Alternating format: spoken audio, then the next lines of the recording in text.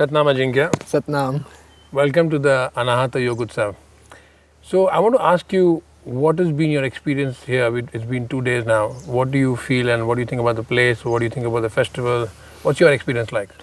It's just, it's very beautiful to be here, like on 4th Yoga Anata itself. And the first class, when I started the first Om chanting, what we did, and the first Om chanting, there was so much of energy and beautiful vibration and the connection I was started feeling in the first class only.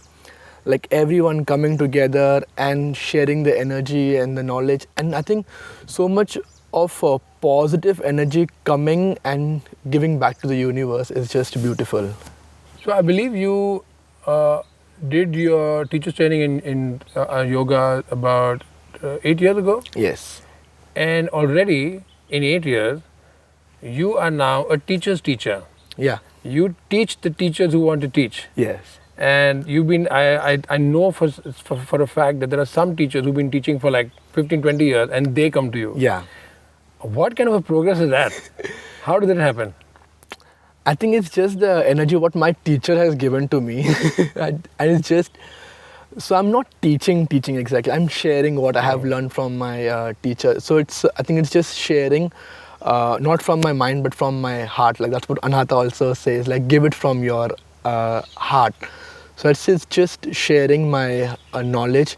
And if I say about 8 years, it's 8 continuous years without a single break. Like 5 years of my teaching, I didn't took one single day of break as well. Also Sundays I am teaching, like every single day I'm just there on the mat teaching and sharing. You kind of, your life is committed to sharing and giving. Sharing and giving.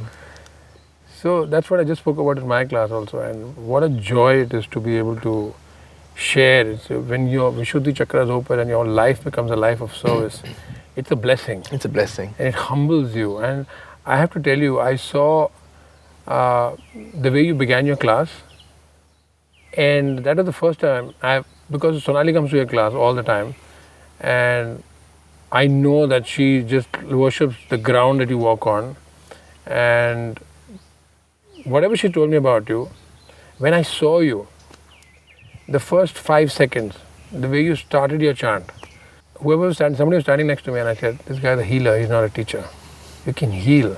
So I know a lot of students who come to your class, they say that I could never do this back bend, I could never do this. And in the first class he did it. How do you think it happens? It happens because you have a power to heal. Did you know that you're a healer?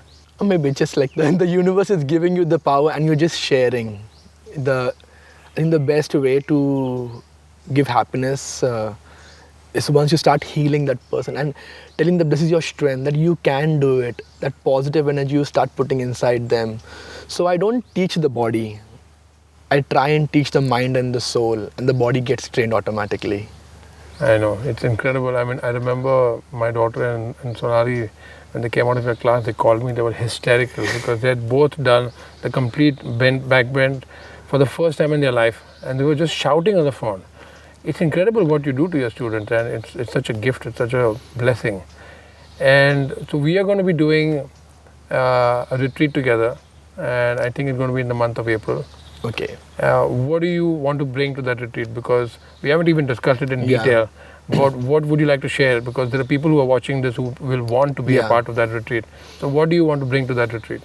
I want to bring, first thing, a lot of connectivity, like a union about the mind and the body. Like I want to teach them how they should be aware about their body and their mind so that they can practice in their day-to-day life. So I want to, in the program what we're going to have in a retreat, which we'll be doing it together, I want to give some that when they will go back home, they will practice. Like for example, like a sequence of back bending, like a sequence of hip opening, sequence of inversion, sequence of a beautiful Surya Namaskar, like how they can start their practice, and a different pranayam, what they can practice before when they wake up early in the morning and when they go to the bed, and some kriyas.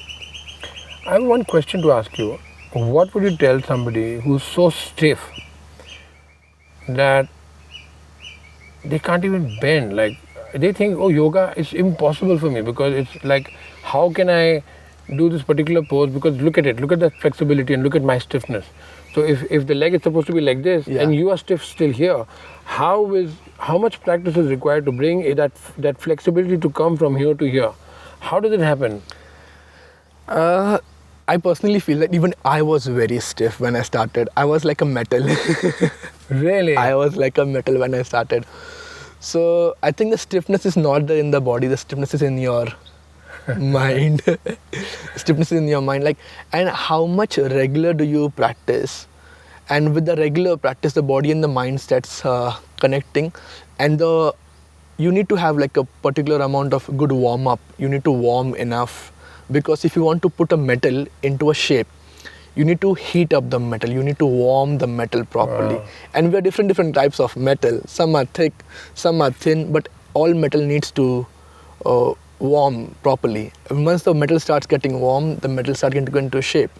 You know, I did whatever classes of yours I've done. I love the examples you use. They're just like a story, and it's a short story, but it just drives the message through across, and it's so beautifully done because it comes from your heart, and that story just makes you understand. Shit, I never understood it this way, and it's so beautiful the way you do it. It's incredible. So thank you very much Thank for you being so with the much. Anahata Yoga Utsav.